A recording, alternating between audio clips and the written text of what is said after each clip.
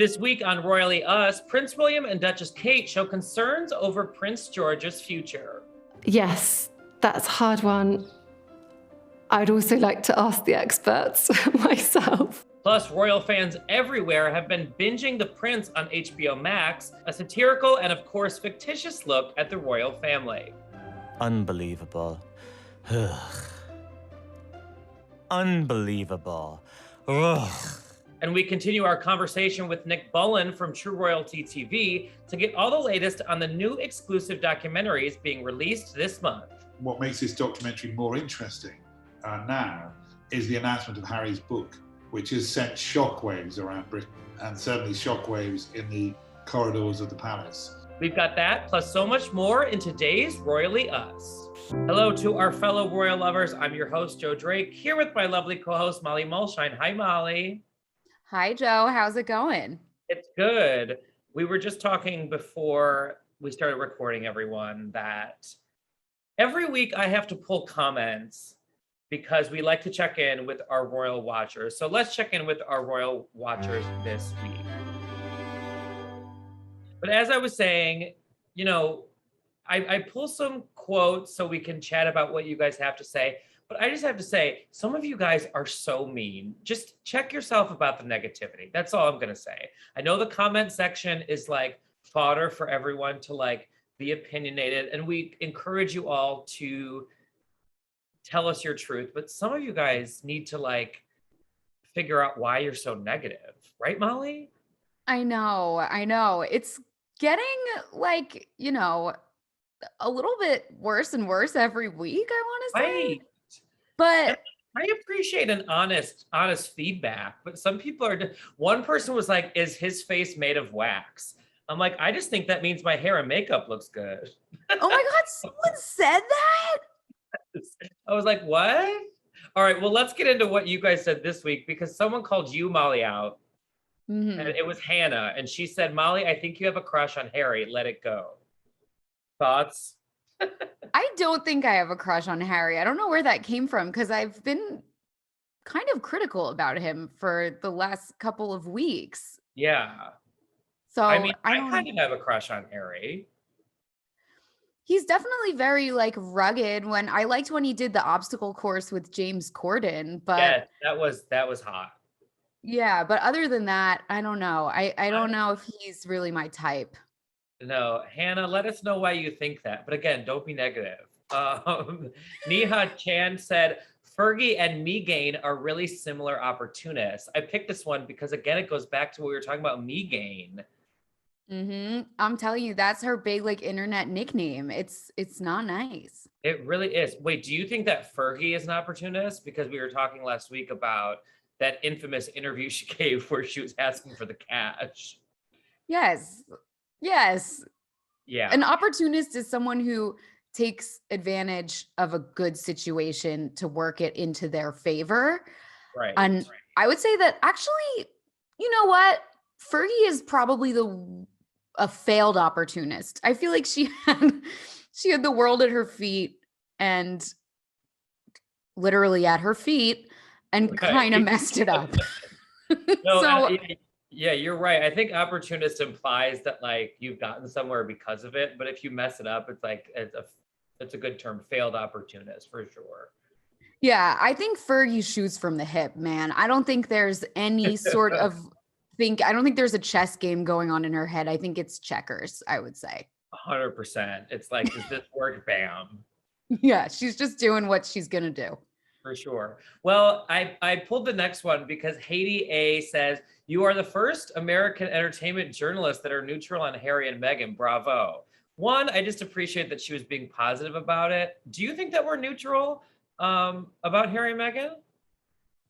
I will say that I am not without an opinion on them, but my opinions change week after week, month after month.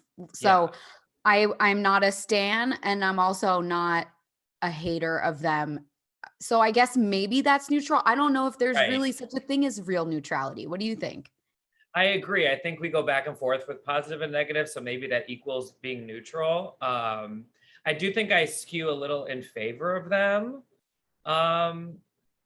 But Yeah, I mean, I just found this comment interesting from Haiti because I do think with sort of talking heads on news programs and even entertainment shows nowadays, like you sort of have to have an opinion, so Yes. people either skew in favor of them or against them. And I do think it's fair to maybe try to remain as neutral as possible because, again, we don't know these people.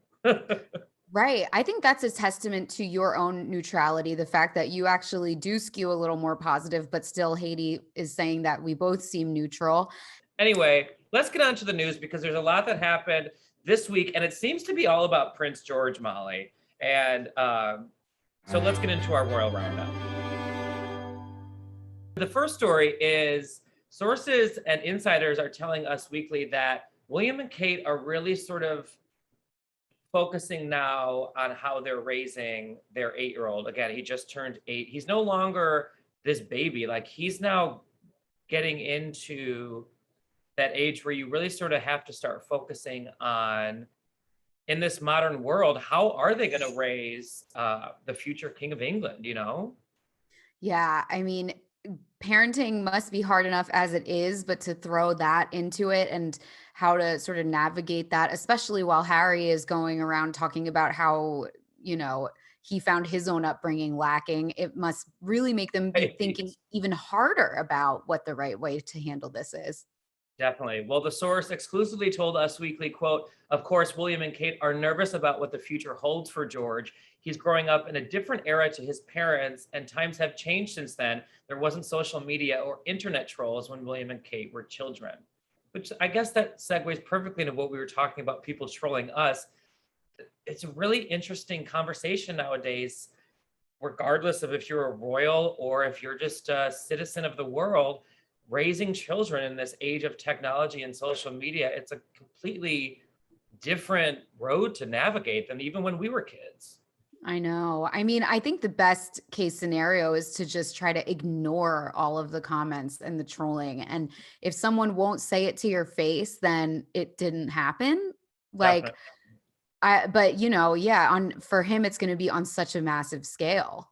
I'm sure they've already had conversations with all of their kids at a young age, trying to, I mean, obviously explaining who they are in the world, because I'm sure when you get to a certain age, even at 3, 4, 5 years old, you're like, Mom, what's the deal with, like, why is everyone always looking at us? Like, you have to Mhm.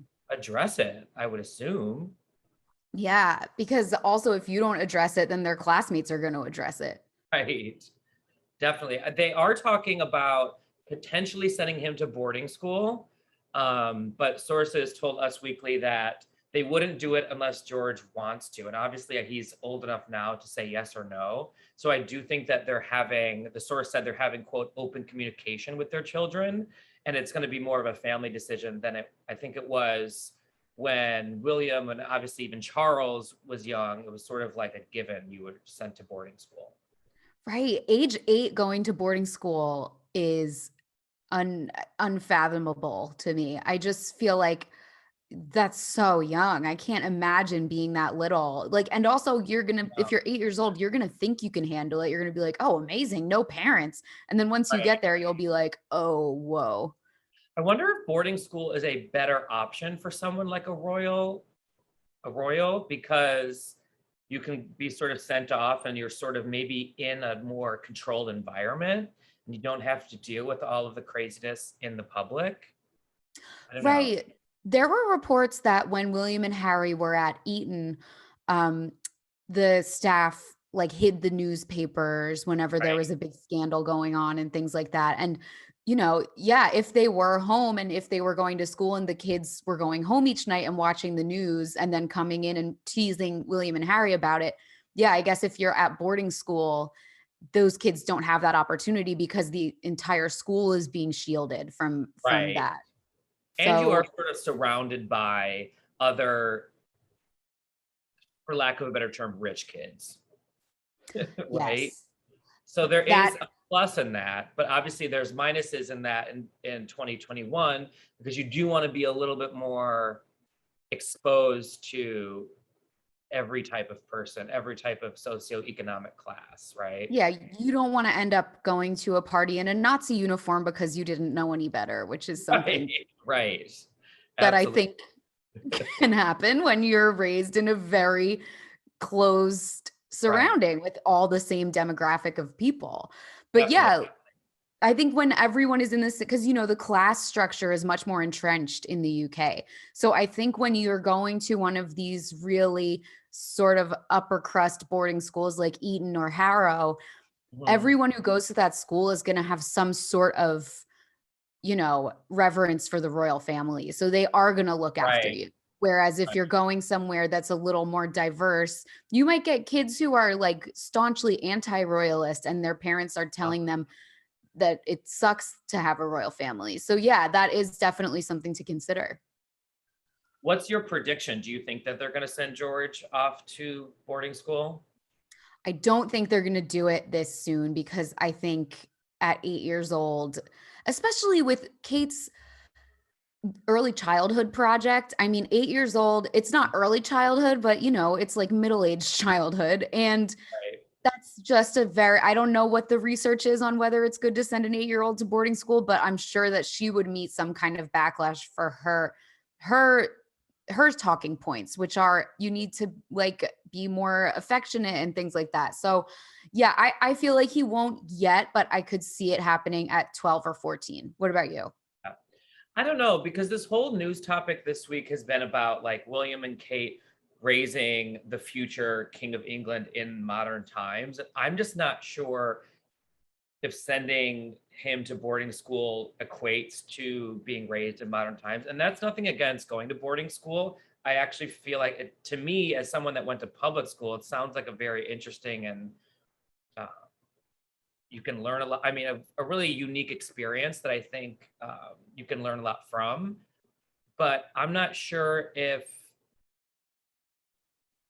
that works with the generation below us, meaning the Prince Georges of the world. I mean, he's 8. I don't know. Yeah. I think it might be better for him to have a different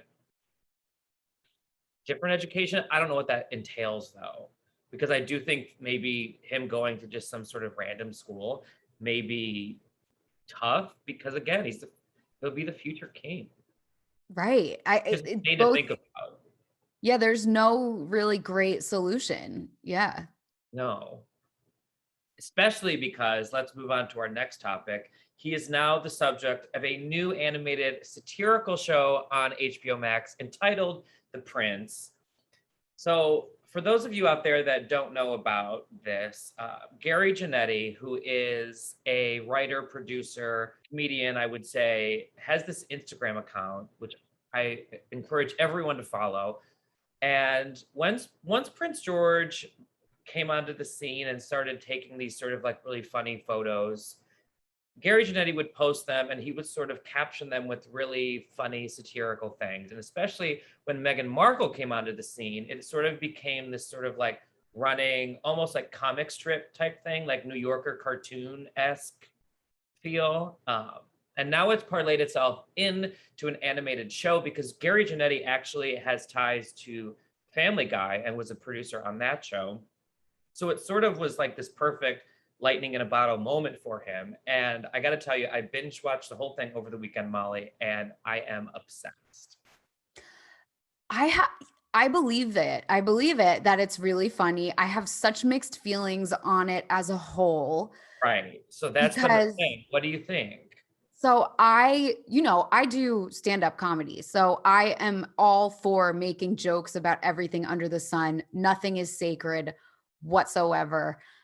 At the same time, when I would follow his Instagram account, some of the jokes were like really mean and involving little kids. So I was just like, wow, I'm really surprised that this is getting a mainstream stamp of approval from HBO because it Right. feels a little edgy sometimes. Do you know what I mean? Yeah, it's definitely edgy. Having watched it, I think there are certain jokes that I was like, oh, wow, they went there. But again, Family Guy goes there. He sort of comes from that world. But I do agree with you. It was interesting that this sort of went there because Prince George is a minor.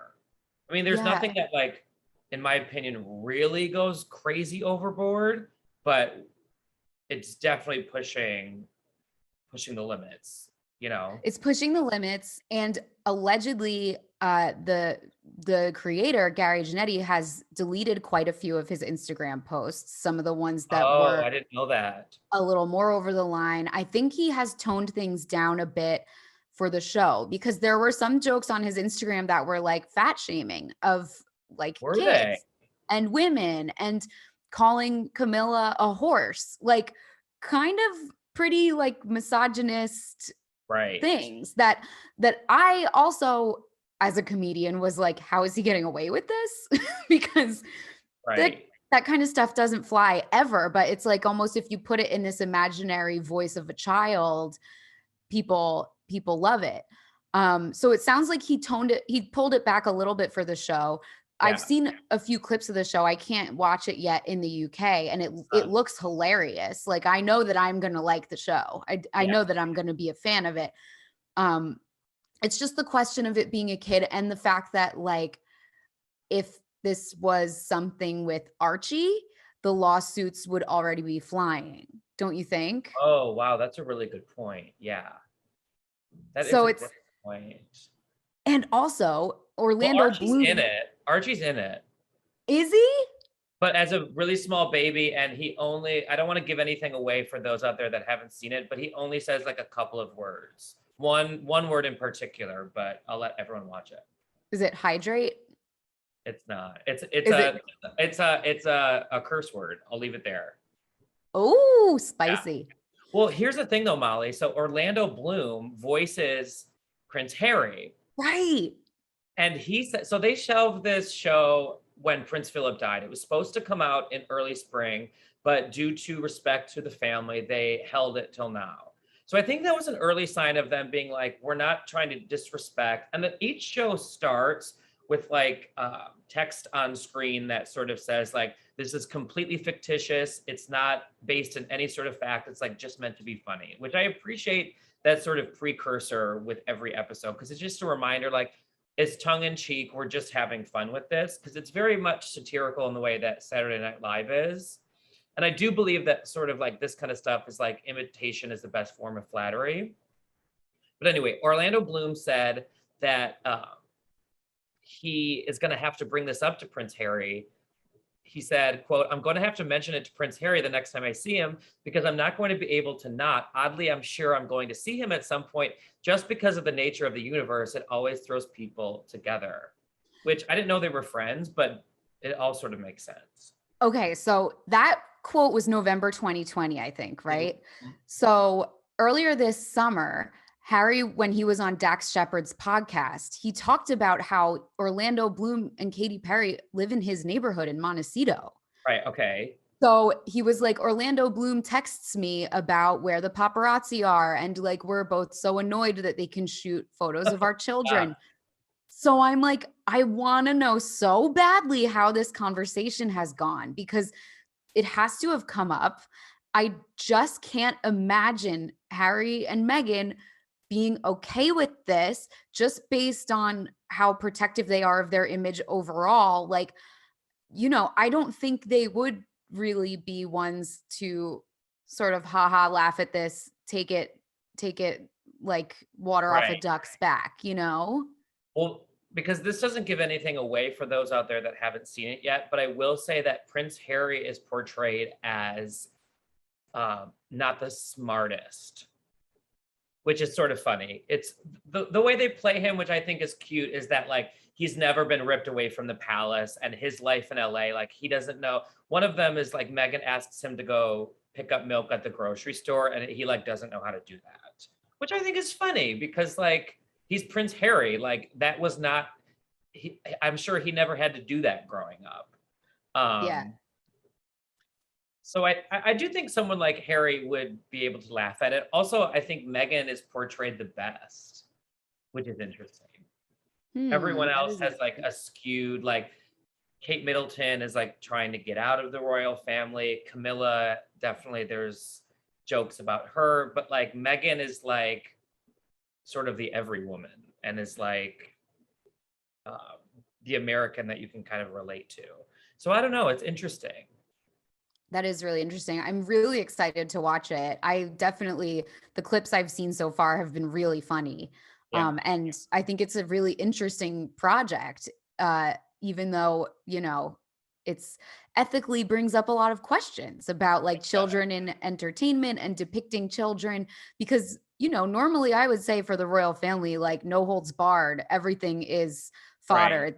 Right. They are like, you can say whatever you want about them because they're public figures and they're extremely privileged. But, it's just with the kids involved, you have to wonder if it's going to taint the way that people look at the kids, Right. One more point on this that I've been thinking about is The Prince, the show on HBO Max, is so fictitious and so outlandish that it's almost like they don't even have to acknowledge it. Whereas The Crown is basically portraying what happened. So if I were them, I'd be more focused on how I'm portrayed on The Crown and telling the story properly. Whereas The Prince is just like so crazy Family Guy-esque comedy that it's like, whatever. It's so bizarre. Whereas The Crown, I would want them to get it right, because So people true. probably watch The Crown thinking it's a documentary, Yeah, for a lot of people, it's the first time they're learning all of this history about the royal family. And Right. with the prince, yeah, I agree. Like it's so clearly over the line. And like the accent of Prince George is just so not even Oh, British. no, not at all. He's like doing his own thing. And I think that might be intentional because it's like we're kind of separating Yes. the character from the real kid as much as possible, to the point where he almost just has an American accent. So Right. that's kind of an interesting choice and it makes sense. Let's move on to Spilling the Royalty, because I wanted to let you guys see the second part of my chat with Nick Bullen from True Royalty TV, where he told us about 2 more exclusive documentaries being released this month. Take a look. Another documentary that's coming out I find very fascinating is the one about Harry and Edward and the parallels of their lives, because I've always sort of thought in the back of my head there's so many parallels between members of the royal family. I always thought that Harry's rebellion reminded me a bit of Princess Margaret Rose's rebellion, but you guys are focusing on Harry and Edward. Tell us about that. So I think the Harry and Edward documentary is fascinating because Harry and Meghan sort of thing is very different because of Wallace and Edward was going to be the king. It's a very different role. Harry was going to be the second son. He was only ever the spare in many ways. So it was less of a constitutional crisis. But both chose love. Both chose to protect the women that they felt had to be protected. And both are ultimately living a life away from their home because of love. So there are some huge parallels there. But I think what's become even more apparent, and what makes this documentary more interesting now, is the announcement of Harry's book, which has sent shockwaves around Britain, and certainly shockwaves in the corridors of the palace. And of course, Edward wrote a book called The King's Story, and at the time was one of the biggest advances for a book ever. I think he got millions for it. Wow. Maybe not as much as Harry's getting, but he certainly got big money. And it was shocking that a senior member of the royal family would write essentially a tell-all book. So I think that's what everybody will be watching now, is what parallels are there between Edward's book and what parallels will there be with Harry's book, which comes out obviously next fall. And I think people watching this documentary will probably get even more now on the announcement of that book, and can really look at how these 2 men intersect. And the pure intersection is, for love of their women, they stepped away from Britain. Well, finally, your first documentary that comes out on True Royalty TV on August 4th is about the royals, and are they worth it? Tell us about this documentary, because are you exploring the fact that, a lot of people think that the royal family is outdated and they're overvalued? I think in this documentary about are the royals worth it, we sort of delve into the real cost of the royals. And actually, this is something that comes up each year when the public accounts for the monarchy are released. and it costs people in the UK a tiny amount. I mean, I can't remember the exact figure, but it's something like less than £1 per person, I believe, to sort of support the monarchy in many ways. And it's this is really heading into that world and sort of saying, okay, what is the value to Britain of this family? But the reality of it is they are hugely valuable because the tourism they bring in, the fact that we're all talking about them the whole time, they are brand Britain. They're a brand that sort of surpasses all other brands. And we had a recent survey that found that the Queen herself was the 5th most successful brand in the world. Amazon, Apple, Google, and Facebook come in at number 4. At number 5, the Queen. And the Queen is a huge global brand. She personally is bigger than Nike, Ferrari, and Pepsi combined. So, are they worth it? They certainly are. Interesting. So the Queen herself, not the royal family. Just the Queen alone is the 5th largest brand in the world. And she's the only person in that lineup, right? We're talking Apple, Facebook. These aren't people. She is bigger than, and Patricia and I can get you the exact numbers, but she is something like, and I need to get this exactly right, but she is bigger than the Kardashians, bigger than Oprah, bigger than the Obamas. She is, I think she's 23 times bigger than the Beckhams. I think it's 8 times bigger than the Kardashians, 3 times bigger than the Obamas. In terms of brand recognition and in terms of brand value, the Queen beats everybody, probably because she's been around for 70 years. Right. But the other interesting thing for me is those 4 brands that beat her are modern, newly created brands. And behind her, they remain to be also modern brands. There are no heritage brands in that list. She represents a brand that's 1,000 years old, and yet still she is number 5 in the world. That is fascinating. Well, I'm just glad that she beat the Kardashians. Thank God. God, that is a God. Well, Nick, you come with such amazing information, such great nuggets of stories that I'd never heard before. It was such a pleasure to talk to you. I can't wait to watch all 4 of these documentaries on True Royalty TV. And you have to come back and join us anytime you want and give us more.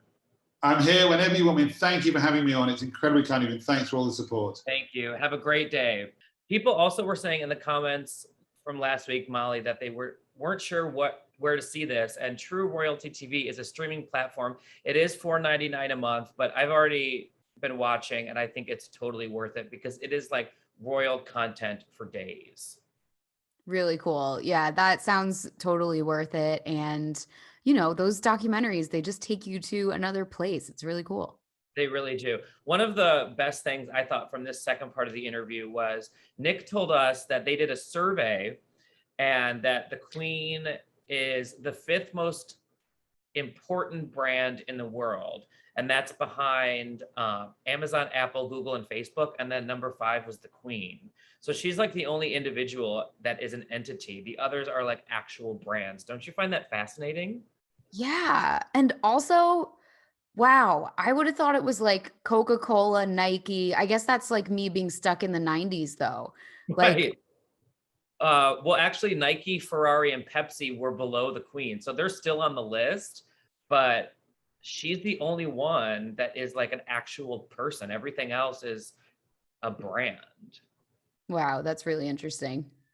I'm just happy that she's on the list and it's not like the Kardashians and, other people like that. I mean, I would be fine with it being the Kardashians too. I don't think one is more valid or deserving than the other. If anything, everyone's going to get mad at me. This is why we get mean comments. It's because I say things, well, whatever. Like this. Speak your truth. If anything, the Kardashians have worked harder and had to be a little more wily than the Queen to get where they are, I would say. They definitely climbed a greasier ladder faster. Like they're like, the Queen like has had longevity and class and the whole thing. The Kardashians are like, we're getting to the top of the ladder come hell or high water. Right. Like being born into it is one thing. being born in Calabasas Is another. Another. Yeah. Completely. Wait, here's my question for you before we sign off. Obviously, when the Queen passes, King Charles takes the throne, and then this in line of succession is William and so on. Do you think that Charles and William will have, like, if they were to take the poll when Charles becomes queen, would they have the same sort of clout when as he becomes king? king? Yeah, I'm sorry. I know it's going to be so hard to get used to. It is. Especially being like a gay man, I'm going to be like, Queen Charles, honey.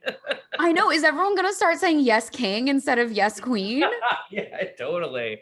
Oh my God. It is going to be hard. To answer your question, I don't think it's going to be the same because No, I don't either. the queen has been at the forefront of people's minds since World War II. Like Right. she predates me and you by what, 40 years, not even her birth, but her relevance. Like Yep. she is such an institution just by virtue of how she's been around for every single thing. And people have this mental image of her and her family being in London during the Blitz, during World War II. Like you Right. cannot, and the people have the image of Charles of like talking about Camilla Right. pants on the phone, you know, Yeah, like I almost feel like I agree with you. I think once she passes, we're still going to be referring to her as if she's the reigning monarch. That's my gut feeling because she's such an institution and because she's been in the zeitgeist for all these years, you know? yeah, it's basically going to be an entire century that she's been relevant by the time things switch over. And just living in London, like you see imprints of her everywhere. There are, you know, the terminal at Heathrow Airport is called the Queen's Terminal. There's the Jubilee line that's named after her. They're coming out with she's on the money. Like whenever they change it over Right.